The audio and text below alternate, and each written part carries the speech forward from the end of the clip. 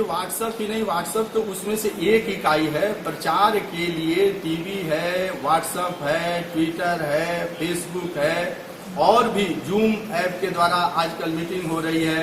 अभी एक रैली हुई माननीय अमित शाह जी के द्वारा, उसमें मतलब 1 करोड़ से ज्यादा लोगों ने उसको सुनने का काम किया। ये रैली, चूंकि भारतीय जनता पार्टी एक व्यवस्थित और पार्टी है, 1 साल पहले हमारे यहाँ कार्यक्रम बन जाते हैं। ये रैली पहले होने वाली थी गांधी मैदान या किसी भी बिहार के किसी कोने में होती, लेकिन चूंकि कोरोना के चलते सोशल डिस्टेंसिंग का पालन करना है, लोगों के पास भीड़ इकट्ठी नहीं करनी है, इसके चलते माननीय गृह मंत्री जी ने एक सोशल डिस्टेंसिंग का पालन करते हुए बिहार के लोगों को संबोधित किया, जिसमें ऐतिहासिक सफलता मिली। और शायद यही प्रक्रिया पूरे चुनाव, आगामी चुनाव जो बिहार में होने वाला है और जो भी चुनाव होंगे, अगर कोरोना की महामारी जिस प्रकार से अगर समाप्त हो जाती है तो फिर दूसरे माध्यम का उपयोग किया जाएगा।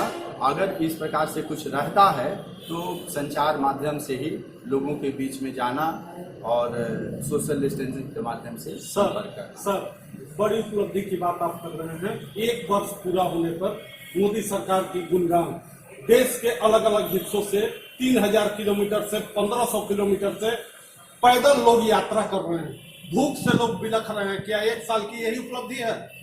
1 साल की उपलब्धि है धारा 370, जिसको कि आजादी के बाद से कोई कल्पना भी नहीं कर सकता था कि ये 370 इस देश से हटने वाला है। जिस प्रकार से विश्व के पटल पर पाकिस्तान, चीन, अमेरिका जिस तरह से हस्तक्षेप करते थे, कोई लगता था कि ये हमारे देश का अंग तो है, लेकिन ये 370 हटना बहुत कठिन है। लेकिन जिस प्रकार मोदी जी का जो कुशल नेतृत्व है, एनडीए सरकार की कुशल नेतृत्व में 370 को चुटकी बजा करके 1-2 महीने के अंदर ही दूसरे कार्यकाल में खत्म कर दिया। ये मोदी सरकार के दूसरे कार्यकाल की उपलब्धि है। राम मंदिर का निर्माण, राम मंदिर का फैसला 50 वर्ष से पड़ा हुआ था, लेकिन उसको देश में अमन चैन बना रहे, शांति बनी रही, एक चू शब्द भी पूरे देश से कहीं से आवाज नहीं आई।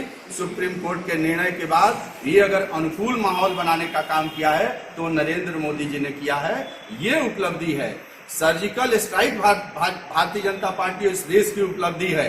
एयर स्ट्राइक इस देश की उपलब्धि है। और जिस कश्मीर में आज नरसंहार हुआ करता था, हमारे हजारों सैनिक मारे गए, लेकिन आज नाम मात्र के कहीं 1-2 धोखे से कैजुअलिटी हो जाती है तो हो जाती है, नहीं तो आप पहले के अनुपात में देखेंगे तो कुछ नहीं है। लेकिन भारतीय जनता पार्टी, मोदी जी के सरकार कृत संकल्प है कि हम एक भी कैजुअलिटी इस देश के लोगों को नहीं होने देंगे। ये हमारी उपलब्धि। 1400 किलोमीटर, 1500 किलोमीटर और भूख से बिलखते लोग, क्या ये उपलब्धि नहीं है? देखिए, कोरोना महामारी या कोई भी दुर्घटना बता करके, उसका नाम ही है दुर्घटना और महामारी, महामारी बता करके नहीं आती है।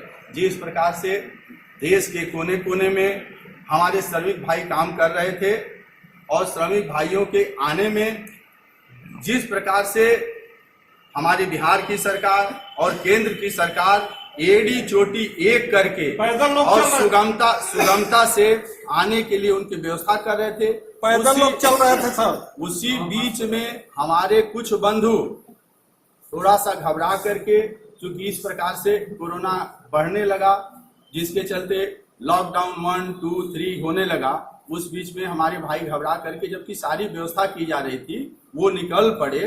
तब भी रास्ते में बस से, ट्रेन से और तमाम उपकरणों माध्यमों से उन लोगों को पहुंचाने का काम किया गया।